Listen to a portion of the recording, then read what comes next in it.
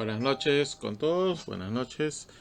Bien, vamos a ver hoy día un tema que es la herencia ligada a los cromosomas sexuales, tanto dominantes como recesivos en humanos. ¿Ya?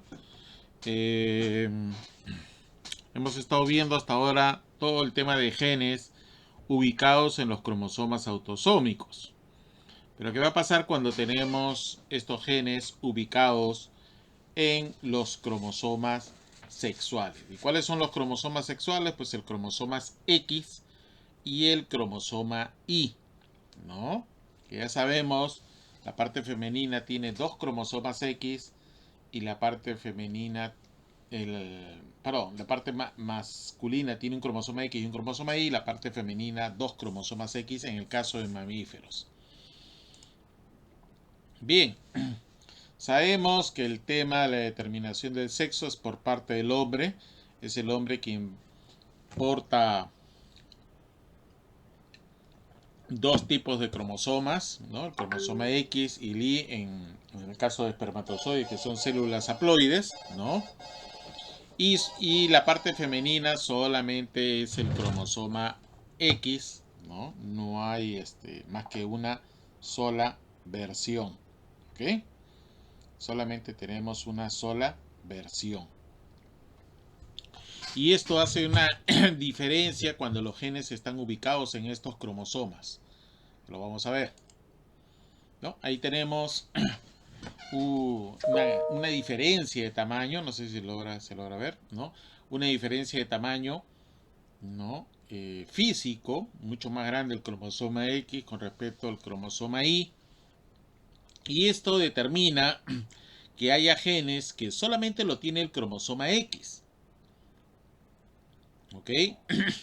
Solamente lo tiene el cromosoma X. Pero también hay genes que solamente los tiene el cromosoma Y. No los tiene el X. Pero también vamos a tener genes que lo poseen ambos cromosomas, ¿no? Tanto el cromosoma X como el cromosoma Y. Y estos genes se comportan como si estuvieran en los cromosomas autosómicos. ¿Ya?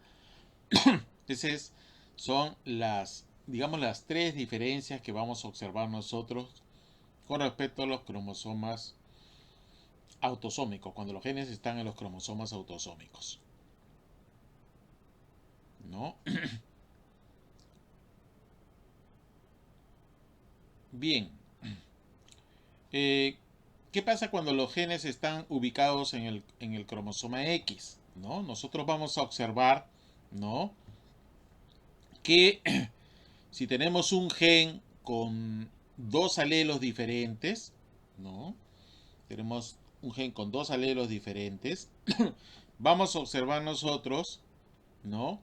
Que, que podemos colocar esos dos alelos como si fueran los cromosomas autosómicos. Podemos colocar el homocigota dominante, podemos colocar el heterocigota y podemos colocar el homocigota recesivo, es decir, la combinación de los dos alelos diferentes.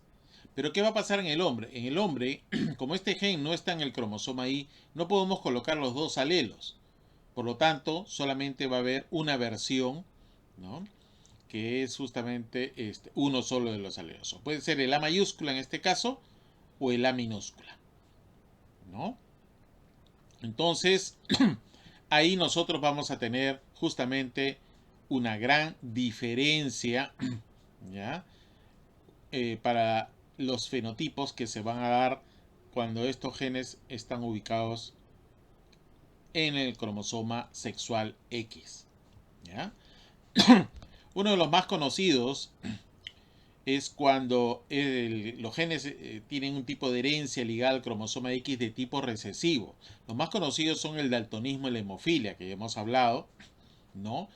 Donde vamos a tener individuos, en el caso femenino, que el alelo A mayúscula es el alelo normal o sano, mientras que el alelo minúscula viene a ser el afectado o enfermo. Entonces vamos a poder tener, en el caso de la mujer homocigota dominante, es un individuo normal, heterocigota es un individuo normal, pero portador. Y el homocigota recesivo es un individuo, ¿no?, enfermo. Ahí se va a ser el individuo afectado. ¿Qué va a pasar en la parte masculina? En la parte masculina ya dijimos que solamente puede haber un alelo. O vamos a tener el alelo mayúscula que da un individuo con un fenotipo normal, o vamos a tener el individuo que tiene solamente el alelo minúscula y va a ser un individuo enfermo. Acá solamente tenemos dos probabilidades, ¿no? Acá tenemos tres en el caso femenino, ¿no? Y cuando es recesiva, ¿no? Es recesiva, ¿no? Acá vamos a tener un 50%, este es 1-1, ¿no?, en el caso del hombre, y en el caso de la mujer vamos a tener 1 de 4, o sea, 25%. Por eso que el daltonismo y la hemofilia es más recurrente verlo si vemos un pedigrí, que aparezcan más individuos masculinos afectados que femeninos. ¿Ok? Bien, en la herencia ligada al cromosoma X, ahí se invierte el tema. Ya el alelo A mayúscula ahora viene a ser el afectado, y el alelo A minúscula va a ser los individuos sanos o normales. Entonces, ¿qué va a pasar? En el caso femenino, vamos a tener que los homocigotas dominantes y los heterocigotas muestran un rasgo enfermo o afectado, mientras que el homocigota recesivo es el individuo normal. ¿Ok?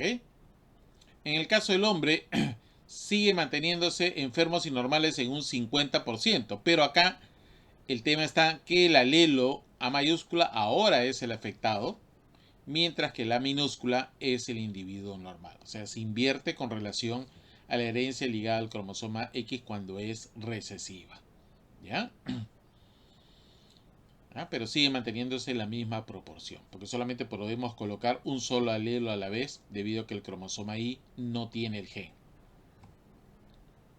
Si observamos, ¿no?, una herencia ligada al cromosoma X que es dominante, una de las cosas que vamos a observar, ¿no?, con mucho detenimiento, ¿no?, vamos a observar nosotros que hay casi todas las generaciones, por lo menos hay un individuo afectado. Siempre vamos a tener un individuo afectado. ¿Ya? No se escapa ninguno. Otro aspecto que también vamos a ver con mucha claridad es que cuando tenemos un individuo afectado, ¿no?, un individuo masculino afectado, y se cruza o con un individuo femenino no afectado, lo que vamos a observar en los hijos es que ahora las mujeres, elemento femenino, van a ser las afectadas, mientras que los masculinos van a ser normales. Es decir, se invierte, ¿no? Mujer no afectada, acá no aparece, pero esta vez mujer no afectada con hombre afectado, ahora me salen las hijas afectadas y los hijos normales, ¿no? Acá también vemos otro caso. Eso solamente se da cuando la herencia está ligada al cromosoma X y es un rasgo de tipo dominante. ¿Ok? Bien, entonces mencionaba que cuando es herencia ligada al cromosoma X, una de las cosas que delata a esta enfermedad, si vemos un árbol genealógico, es que un individuo masculino afectado con un individuo femenino, una mujer no afectada, los hijos me salen a la inversa. Ahora las hijas son las afectadas y los varones son los individuos normales.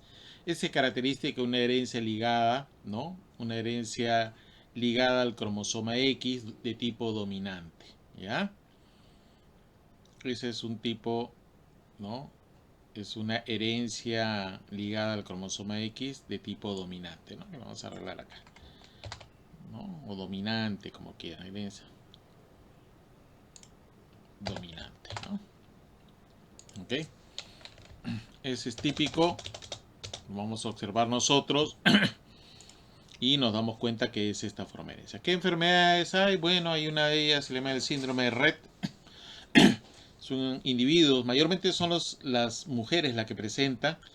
Y como tenemos el tema de teoría de Lyon, el 50% de los cromosomas X se inactivan, ¿no? Hay un 50% de probabilidades de tenerlo.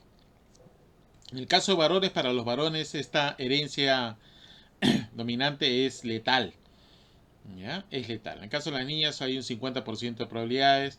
Claro, el tema es que está acompañada de microcefalia, ausencia de lenguaje, retraso mental severo, etcétera, etcétera, ¿no? Todo un daño psicomotor bastante profundo. ¿Ya? El síndrome de Rett. Ahí tenemos, ¿no? Un poco de este síndrome. ¿No? Está bastante afectados estos individuos, ¿no? Femeninos, ¿no? Y acá una de las cosas que es porque se está alterando este gen MET que está en el brazo largo del cromosoma X, ¿no? Y produce una proteína que afecta el desarrollo del cerebro. Por eso que están bastante afectados cuando hay este síndrome, ¿no? Entonces, bueno, hay otros genes también afectados, ¿no? Que producen otros trastornos, pero básicamente este gen es el que le está produciendo este tipo de daño, ¿no? Vamos a ver si vemos un ratito. A ver, para... Materia de genética médica impartida por el doctor Cristian Octavio González Villaseñor. Bueno, vamos a comenzar a dar la definición acerca de este síndrome, que va a ser un trastorno raro y grave del neurodesarrollo de origen genético que ocurre casi exclusivamente en el sexo femenino y que va a conducir a una discapacidad grave que va a afectar a casi todos los aspectos de la vida de la persona, como es su capacidad para hablar, caminar, comer e incluso respirar de forma normal.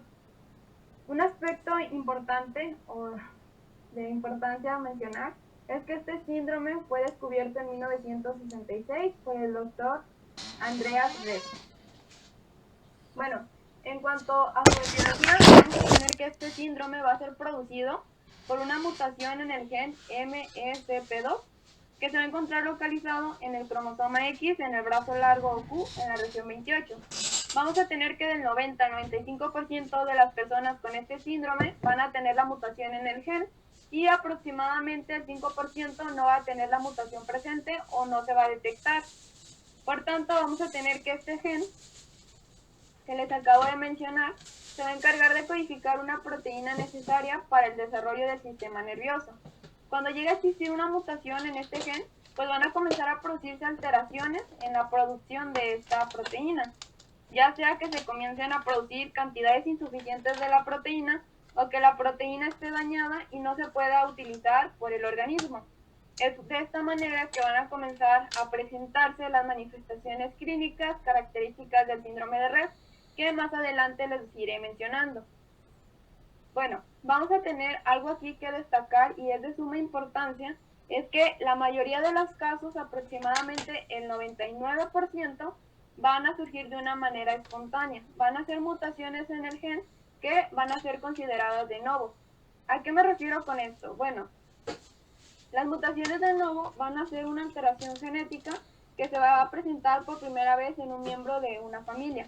Por tanto, estas no son hereditarias, no quiere decir de que la madre le haya heredado la mutación en este gen a la hija y por tanto esté manifestando el síndrome, sino quiere decir que la mutación se desarrolló de una manera espontánea, como se menciona, y pues aquí ya comenzó a manifestarse, pues como tal, todas las manifestaciones clínicas del síndrome. Pero también se tiene que el 1% aproximadamente de las mutaciones se heredan. Cuando ocurre esto, se va a tener un patrón de herencia dominante ligado al cromosoma X. Esto hace referencia, la herencia dominante, a que cuando un gen anormal de uno de los padres, ya sea la madre o el padre, puede llegar a producir la enfermedad. En dado caso que el padre sea el que se encuentre con el gen anormal, eso quiere decir que se encuentre con la mutación en este gen, pues todas sus hijas van a heredar la enfermedad y ninguno de sus varones van a tenerla. Esto porque recordemos que en el caso de los padres son los encargados de heredar el cromosoma X a las niñas. Y en el caso de los niños, pues el padre hereda el cromosoma Y. Recordemos que aquí el cromosoma que se encuentra afectado sería el cromosoma X, por tanto solamente las niñas van a ser las que van a heredar la enfermedad. En caso de que la madre sea la que tenga el gen con la mutación, vamos a tener que la mitad de sus hijos van a heredar o van a tener, mejor dicho, la tendencia a heredar la enfermedad. Bueno, aquí puse una imagen para explicárselo de una mejor manera. En dado caso que la madre sea la afectada, aquí la madre es la afectada y el padre se encuentra en condiciones pues normales. Vamos a tener que entonces, pues las mujeres tenemos dos cromosomas X. Un cromosoma X de la madre pues se va a encontrar afectado y el otro cromosoma X se va a encontrar pues en condiciones pues normales. Por tanto, se tiene el 50% de la probabilidad de que sus hijos resulten afectados en dado caso de que el cromosoma que se herede sea el afectado y el otro 50% que no sean afectados porque se tiene la probabilidad de que se herede el gen, mejor dicho, perdón, el cromosoma que no se encuentre afectado. En caso del padre que este se encuentre afectado, recordemos que los hombres solamente tienen un cromosoma X y un cromosoma Y. Aquí el padre va a ser el afectado y la madre pues se va a encontrar en condiciones normales. Aquí solamente va a afectar a las niñas porque como se los mencionaba, aquí en este caso pues el cromosoma afectado es el X y es el que se encarga de heredar el padre para que, pues en el caso de las niñas. Entonces como va a heredar el cromosoma afectado, por tanto pues las niñas van a ser las únicas que se van a encontrar pues afectadas. Bien, ya les mencioné un poco acerca de la respuesta a esta pregunta, pero ¿por qué se tiene mayor incidencia en las mujeres y no se ven tantos hombres con este síndrome? Bueno, vamos a tener que van a existir dos cromosomas que van a determinar el sexo del embrión, lo que sería el cromosoma X y el cromosoma Y. Las niñas van a tener dos cromosomas X y el varón va a tener un cromosoma X y un cromosoma Y. Vamos a tener que, como ya se mencionó anteriormente, el gen mutado se va a encontrar en el cromosoma X. Por tanto, recordemos que las mujeres tienen dos cromosomas X. En una célula determinada, solo un cromosoma X va a permanecer activo durante la vida y las células van a determinar al azar cuál de los dos cromosomas X permanecerá activo. ¿Esto qué quiere decir? Bueno, de alguna forma, por así decirlo, un cromosoma X se va a desactivar y el otro va a quedarse activo por el resto de la vida. Se tiene la probabilidad entonces que en el caso de las mujeres, el cromosoma que se llegue a desactivar sea el que se encuentre, por ejemplo, sin la mutación. Entonces, en este caso, el cromosoma activo va a ser el que se tiene la mutación y por tanto es cuando se comienzan a tener las manifestaciones clínicas del síndrome. Pero también se tiene la probabilidad de que, por ejemplo, el cromosoma que se encuentre en la mutación llegue a ser el que se desactive y el cromosoma activo sea el que pues no tiene la mutación y se encuentra en condiciones sanas. Por eso se menciona que existe un mayor pronóstico de vida para las mujeres porque normalmente por estas circunstancias llegan a sobrevivir la primera infancia. En cambio, en los varones, recordemos a que solamente pues los hombres llegan a tener un cromosoma X. Por tanto, cuando en el gen existe la mutación, normalmente pues estos llegan a nacer sin vida o viven más allá, o perdón, no viven más allá de la primera infancia. Porque como solamente tienen un cromosoma X y este va a ser el afectado, pues va a tener unas repercusiones más graves que también podrían pasar en las mujeres, pero ellas tienen una probabilidad, como ya se los había mencionado, por tener dos cromosomas X. Bueno, vamos a tener también que algunos varones con síndrome de Rett van a vivir más allá de la primera infancia debido a tres razones. La primera puede ser porque se haya producido la enfermedad del mosaicismo. Esto quiere decir que se van a tener dos tipos de células diferentes. Un tipo de célula que se va a encontrar en condiciones normales y otro tipo de células que se van a encontrar con la mutación. Por tanto, pues se va a tener estas dos líneas celulares distintas y debido al porcentaje de genes que lleguen a tener la mutación, pues van a ser las manifestaciones que se van a estar presentando. Mientras menor sea pues el porcentaje, pues menores serán las manifestaciones. También se mencionaba que un varón puede llegar a tener dos cromosomas y un cromosoma Y, en lo que sería el síndrome de Klinefelter, y va a suceder lo mismo que ya les mencioné anteriormente en el caso de las mujeres. Un cromosoma X se va a desactivar y otro se va a encontrar activo, por tanto pues también se van a tener un mayor pronóstico de vida por estas razones. Y pues también puede ser porque una mutación genética va a ser de menor gravedad que en otras formas de mutaciones del síndrome de Rett. Bueno, y vamos a tener que este síndrome se va a dividir en 4 estadios. El primer estadio es de aparición temprana, aproximadamente se da de los 6 a los 18 meses. Aquí los signos y síntomas van a pasar desapercibidos, pero los bebés llegan a mostrar menos contacto visual y comienzan a perder interés en los juguetes. El segundo estadio va a ser de deterioro rápido, que este va a ser aproximadamente de 1 a los 4 años. Aquí los niños van a perder la capacidad de realizar actividades que antes podían realizar. Ya se va a comenzar a presentar un retraso en el crecimiento de la cabeza, movimientos anormales de las manos, hiperventilación y demás manifestaciones que les iré mencionando más adelante. En lo que sería el estadio 3, ya se va a presentar lo que se le conoce como meseta, que esto es aproximadamente de los 2 a los 10 años. Aquí van a continuar lo que son los problemas con el movimiento. Se va a tener una disminución en lo que sería, por ejemplo, el llanto e irritabilidad, así como también se va a tener algunas mejoras en el uso de las manos y en la comunicación. Y también pueden llegar a aparecer convulsiones en este estadio. Y ya por último tenemos el 4, que sería el deterioro motor tardío, que este ya es pues más de los 10 años, se van a presentar cuando los niños ya tienen más de 10 años, que se va a caracterizar por movilidad reducida, debilidad muscular, contracturas articulares y escoliosis.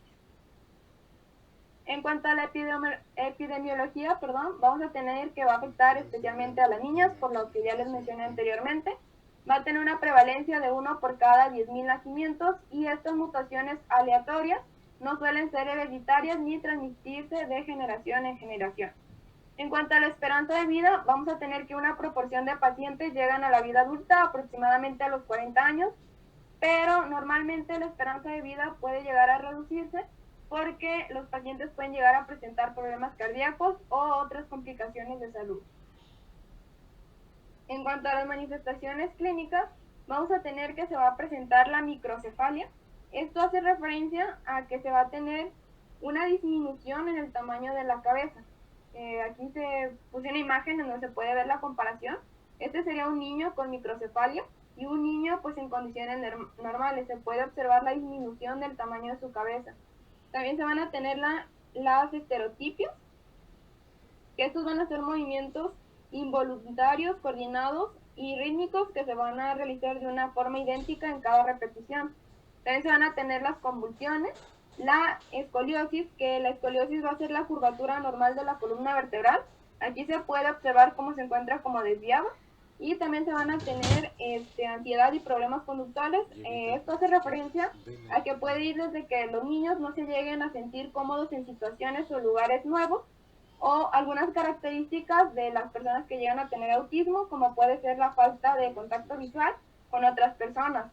También se va a tener la pérdida de movimiento y coordinación, discapacidad intelectual y pérdida de las capacidades de la comunicación. Se va a tener también un crecimiento ralentizado, una hiperventilación, que aquí se va a tener una respiración más acelerada con inhalaciones más profundas. También se va a presentar la irritabilidad y llanto, el estreñimiento, se va a hacer una disminución o detención anómala del movimiento intestinal, problemas de sueño, que normalmente se van a observar patrones de sueño que van a ser interrumpidos por la noche, y se va a tener un aumento en el sueño total. Esto quiere decir pues que van a dormir más de lo que deberían. También se va a tener disfagia, esta va a ser una dificultad para tragar, un bruxismo, que va a hacer referencia a que va a ser un trastorno en el que los niños van a comenzar a rechinar o a apretar los dientes. También van a presentar dificultades para aumentar de peso y una producción excesiva de saliva. Y aquí les puse algunas de las manifestaciones faciales acerca de los niños que llegan a tener este síndrome, que sería una cabeza pequeña, como ya se los había mencionado, que sería la microcefalia, un puente nasal bajo, aberturas oculares pequeñas, una nariz corta, un labio superior delgado, un surco nasolabial liso. También se va a tener un perfil mediofacial plano, epicanto, y pues ya sería todo. Y bien, continuando con el diagnóstico, vamos a tener que para realizar el diagnóstico, al menos los niños deben de cumplir con 5 criterios, que sería un patrón de desarrollo, que se va a tener después una regresión, luego una recuperación y posteriormente una pérdida parcial o total de habilidades, como puede ser lenguaje, anormalidades al andar y movimientos repetitivos. También va a ser por medio del análisis de la actividad cerebral y pruebas auditivas. Cuando ya se quiere confirmar que se tiene este síndrome, va a ser por medio de un análisis genético, en donde se va a extraer una pequeña cantidad de sangre de una vena del brazo y se van a buscar anomalías en el gen que sería el MSP2, que fue el que les mencioné a un inicio, que estas mutaciones en este gen son las que producen pues el síndrome. En cuanto al tratamiento, pues no hay cura para el síndrome, pero se puede dar un tratamiento para el manejo de las manifestaciones y para reducir las complicaciones. Se le puede proporcionar al niño fisioterapia o hidroterapia para mejorar o conservar la movilidad y equilibrio, una terapia ocupacional para mejorar o mantener el uso de las manos y reducir los movimientos estereotipados, también una terapia de habla y lenguaje para ayudar a los pacientes a usar formas no verbales de comunicación y a mejorar su interacción social. También asistencia alimentaria, se puede recurrir a la cirugía para corregir la escoliosis y medicamentos anticonvulsivos también para problemas respiratorios y problemas cardíacos. En cuanto al asesoramiento genético, vamos a tener que como tal, pues no existe una manera de prevenir este síndrome, ya que la mayoría de los casos, como ya se los había mencionado anteriormente, pues la mutación genética que causa este trastorno va a aparecer de una manera espontánea, pero pues también va a existir un pequeño porcentaje que van a ser heredados por la madre en estado de portadora, en donde el riesgo de recurrencia es del 50% para los próximos embarazos.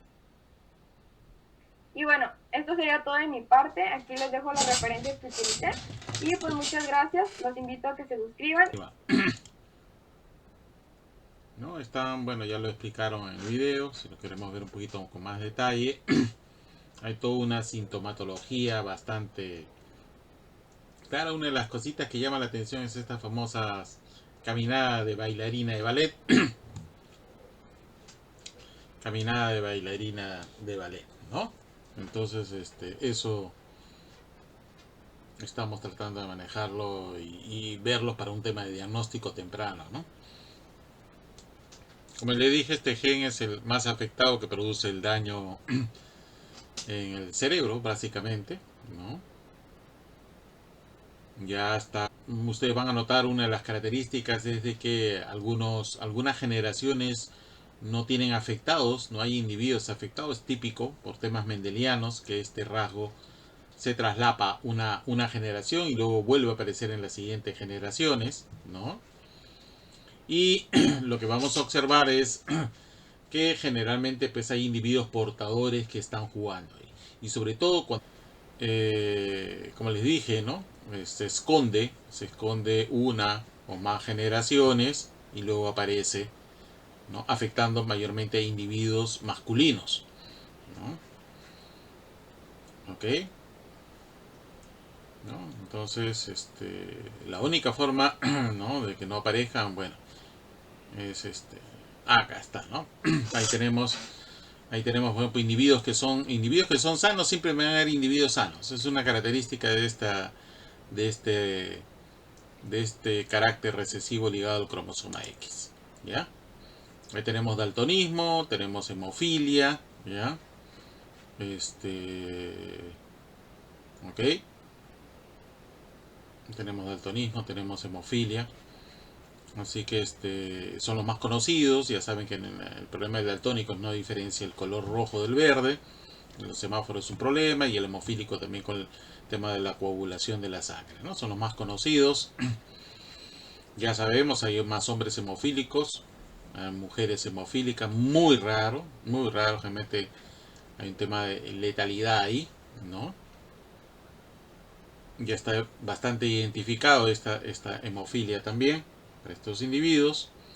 Y el caso más famoso es el tema de las casas reales europeas, ¿no? Donde la reina Victoria de Inglaterra colocó a sus hijas que eran portadoras en diferentes casas, ¿no? reales, como la rusa, por ejemplo, que ya sabemos que el heredero salió hemofílico, y hubo toda una serie de problemas en otras casas, pues donde los individuos varones eran los más afectados debido a estas progenitoras portadoras, ¿no? La otra forma de herencia, les quería mencionar, acá está la herencia ligada al cromosoma X, perdón, estoy acá, la herencia ligada al cromosoma Y, ahí está, ligada al cromosoma Y, solamente los varones lo poseen. Estos genes están en el cromosoma Y y como la parte femenina no tiene cromosoma, no tiene cromosoma Y, entonces solamente los varones pasan a los varones y así sucesivamente, ¿no? Ahí tenemos los casos más conocidos. Uno que es venial es la hipertricosis auricular, estos pelos en la oreja, en la parte externa de la oreja de los varones, ¿no? Pero hay otras como este caso de ictiosis, donde los individuos se les desescama la piel, es muy doloroso, etcétera, etcétera, produce sangrados, es la famosa herencia holándrica, ¿no? Son pocos genes, pocas enfermedades, pero bueno, les menciono algunas. Esto no podría ser considerado una enfermedad, una particularidad en verdad, ¿no? Ahí tenemos otra forma de verlo, ¿no? Y solamente son los varones los afectados, más no las mujeres, ¿no? Bien, ahí les dejo, bueno, hay unos videos también, este es un, esos pocos videos, es un joven de España, español, que tiene hemofilia, ¿no? A veces uno piensa que el hemofílico solamente es porque se corta y se desangra, ¿no? El hemofílico se le rompe los vasos capilares se les rompe en las rodillas, en el codo, ¿no? Y tienen que ir a que les drenen, o sea, tiene que ir, se pierde todo, porque tienen que ir a que le drenen, a que le pongan el factor 8, ¿no? O 9, 8 para que le coagule la sangre, es todo un tema.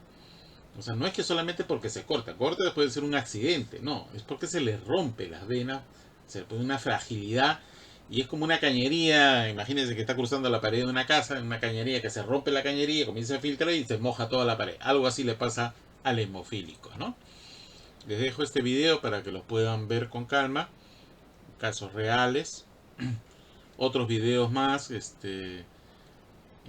ver, averigüen, este es un caso de una enfermedad ocular degenerativa.